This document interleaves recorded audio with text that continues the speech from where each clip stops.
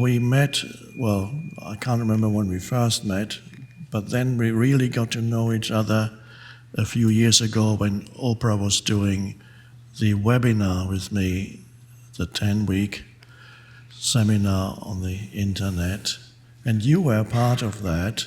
Yeah, that was.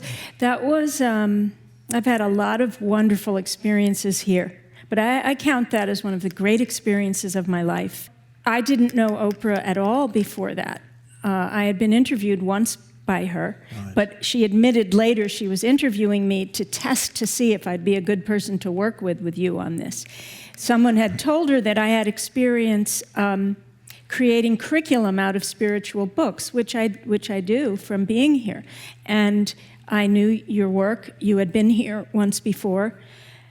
So actually, I was driving in my car one day home from work. It was snowing, and I went to turn my cell phone on to call my husband and tell him I'd be late, and the phone rang, and it was Oprah. But I didn't think it was Oprah, because if Oprah called you, would you think it was Oprah?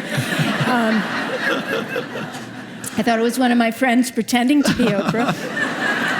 But it was, and she invited me to do this, and I would meet with her to go over. It was all happening very fast. So I was living in a new earth. I was living in that book. She had chosen it, her first nonfiction book she ever chose for her book club.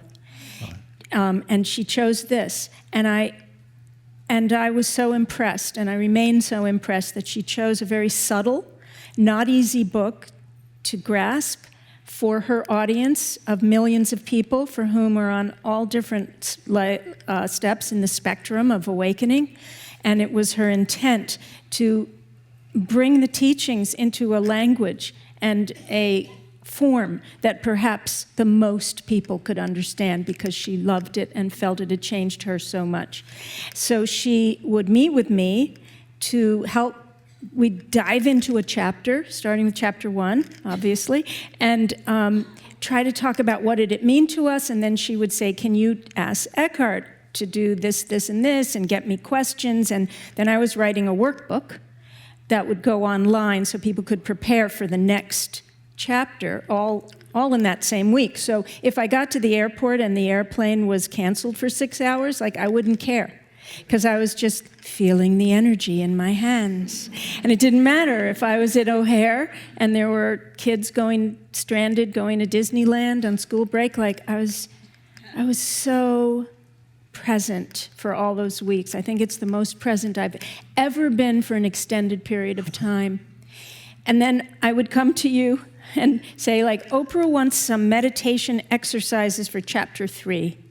And you'd say, no.